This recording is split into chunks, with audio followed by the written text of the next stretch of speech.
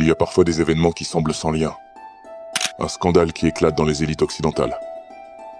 Une guerre qui embrase une région du monde. Un État qui se disloque ailleurs. Mais si l'on prend du recul, si l'on observe la carte du monde, une question surgit. Et si tout cela n'était pas une succession d'accidents? Et si c'était une mécanique? Car de l'affaire Jeffrey Epstein au conflit qui secoue l'Orient et certaines régions d'Afrique, quelque chose apparaît peu à peu. Une logique froide, où la morale disparaît dès que les intérêts stratégiques entrent en jeu. Pour certains analystes, dont le géopolitologue Thierry Garcin, nous sommes entrés dans une nouvelle phase de l'histoire, celle de la fragmentation du monde. Une fragmentation qui ne serait pas seulement le résultat du chaos, mais parfois aussi une stratégie. Dans les hautes sphères politiques, les rencontres ne sont presque jamais innocentes. Chefs d'État, manias de la finance, influenceurs de l'ombre, tous gravitent dans les mêmes cercles. Et dans ces cercles, il existe une règle implicite. Les relations créent des dettes invisibles. On partage des dîners, des conférences, des fondations, des réseaux d'influence. Alors lorsque surgit un scandale, lorsqu'un nom devient impossible à défendre, le silence s'installe. Pas parce que personne ne savait, mais parce que tout le monde comprend les règles du jeu. Dans ce système, la stabilité ne repose pas seulement sur la loi. Elle repose sur la complicité. Le silence devient une forme de protection mutuelle. Pendant que certaines puissances renforcent leurs alliances et consolident leurs blocs, ailleurs, la tendance est souvent inverse.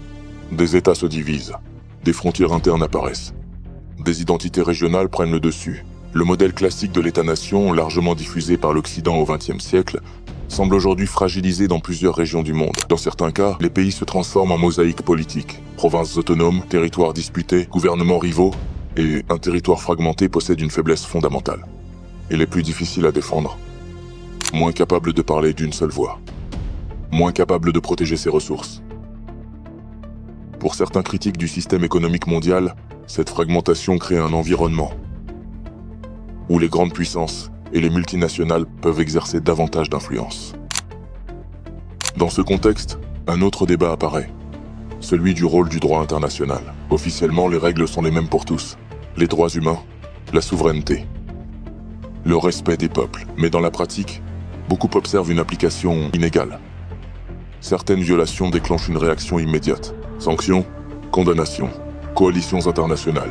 D'autres, au contraire, passent presque inaperçues.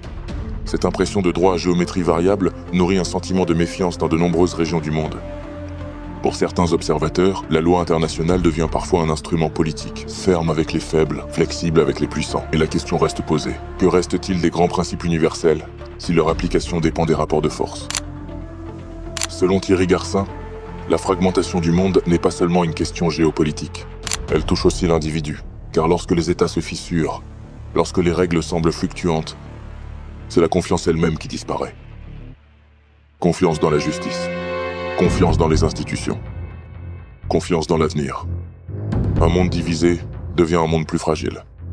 Et peut-être que la question centrale n'est pas seulement politique, mais aussi collective. Sommes-nous capables de voir les mécanismes qui façonnent notre époque?